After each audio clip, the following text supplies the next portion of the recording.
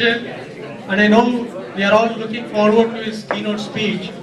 Mr. B.V. Jagadeesh is currently CEO and President of Three Leaf Systems. And prior to Three Leaf Systems, he was CEO of NetScaler. And at NetScaler, he led a big group of NetScaler employees, and he sold the company to Citrix for $325 million.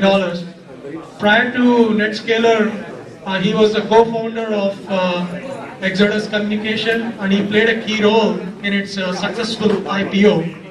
And prior to Exodus, he had various management and engineering positions at 3Com and Novel. And he is very active member in various Bay Area as well as International Indian Community Association. And one of our alumni, Ranjan, he introduced me to B.V. Jagadeesh, and I would like him to say a few words about B.V. Jagadeesh. I just want to say thanks for Jagadeesh to come here and give the keynote speech. And just wanted to say, introduce him that I don't know how many of you know that he's a very good singer also. And he's very much involved with the Bay Area here. He and his wife, both of them have been raising funds in the last Sevathon. I don't know how many of you know of that. So they are both involved in that too. So that's all. Welcome and thank you. So now I would like B.V. Jagadeesh to address NITians, and please give a big ovation to Mr. B.V. Jagadeesh. And folks who are interested in MBA courses, currently is teaching at... I just finished. Yeah, okay. I just finished. Okay. Do I need this, or you guys can hear me? You can hear you. Huh? You can hear me, right? Yeah. Yeah, good. So, good afternoon. How was the sessions so far? Very good? Very good. Pretty amazing. I mean, it's incredible that you guys have been doing this each month. I know, I was just telling Sridhar, this is not easy. If you want to set this up every month, it's a lot of responsibility and a lot of leadership, a lot of organization. Can you do this? Oh, So okay. we are doing video recording. Okay. Thank you. Can you guys see the presentation? Okay. So, I don't want this to be like a keynote kind of a speech, because keynote speech is a very formal speech. It's talking about trends and things like that. But I just want to share my experiences. I just want to talk about things that I have learned, and if this can benefit any of you who's looking at starting a company, right, I'll be very happy. In fact, I just finished teaching at Santa Clara University. I taught 2 courses, each 1-unit course, and my goal at teaching this course was to motivate some of the people who are going to MBA. And most of the students who go to MBA, pretty much they've been working in large companies, right? So my goal was to actually see if I could motivate even one person in both of those classes to see if somebody could, come up and say, hey, I'm ready to start a company, right? And I think I was so happy at the end of the class, several people walked up and said, I have no more fear of starting a company, quitting my job, and starting something or joining a startup company, I mean, that's the kind of stuff that I'm looking at. And if in this crowd, by the way, how many of you are entrepreneurs? How many of you are thinking of starting companies?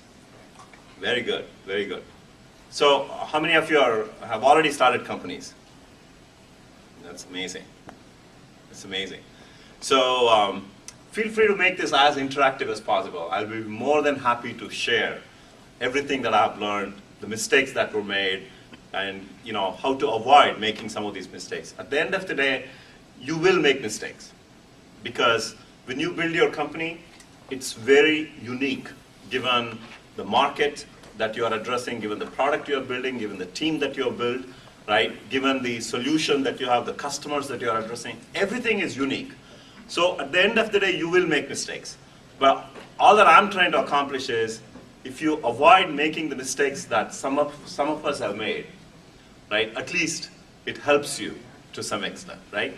And you're also in a very fortunate situation because you could actually listen to a lot of people who have done this as compared to the first generation of the entrepreneurs who did this in late 80s and late 90s. And every step of the way is a learning process.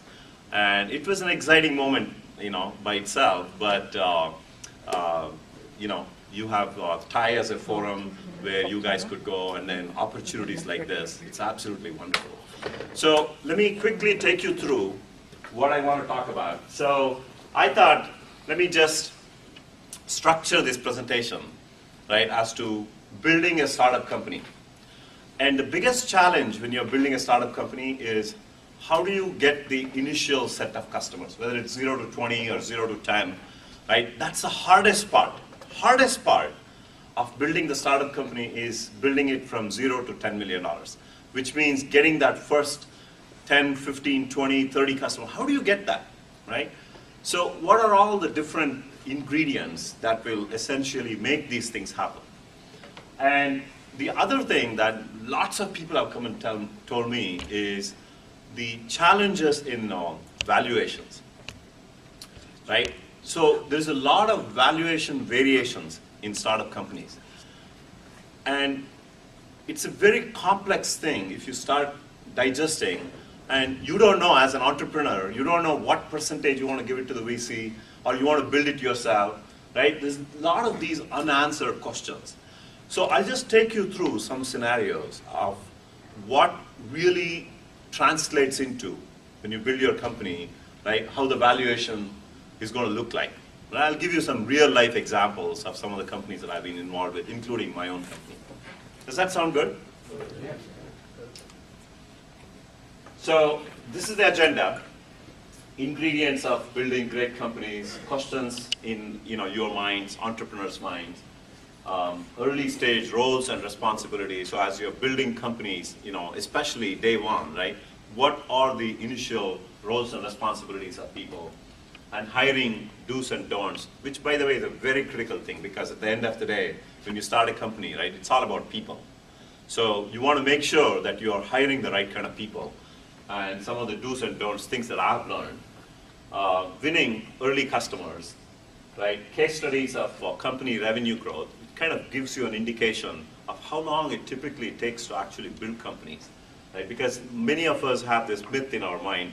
You can start a company, in 2 years, you can turn this into a $200 million acquisition, or in 3 years, take this into an IPO or whatever, right?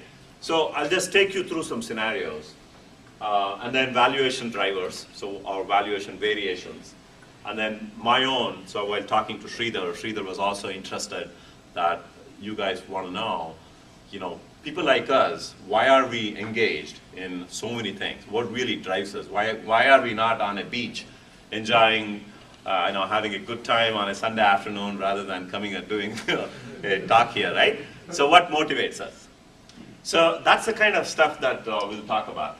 Now, in my experience over the last 15, 18 years of doing this, I believe there are 4 key components that actually make building a successful company or great companies. The first one is identifying a problem and coming up with a solution, right? I mean, that's the biggest thing. So even identifying a problem is, many times it's actually a lot easier, right? But how do you come up with a solution? That's the hardest part. So that's number one.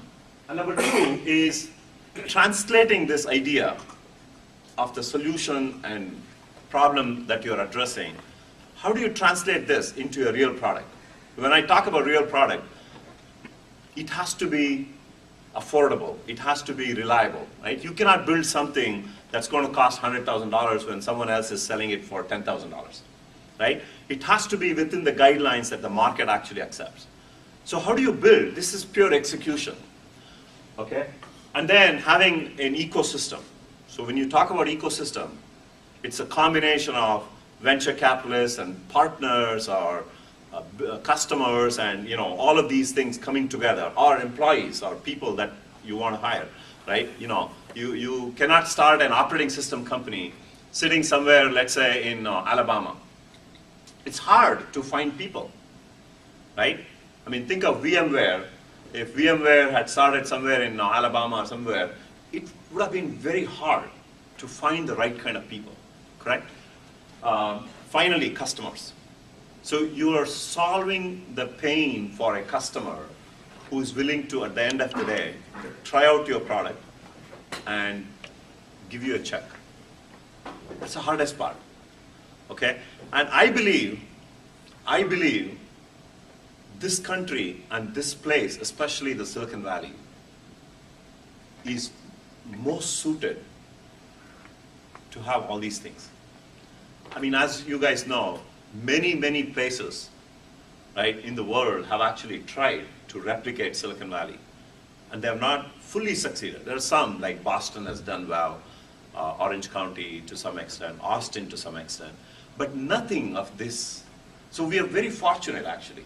The fact that we are here, right, with these 4 components. Now, all that it requires is people like you, right, coming up with that idea and making that bold move, the first move, to quit your company and go and do it. When I quit my first company, I used to work at Novell just before I started Exodus.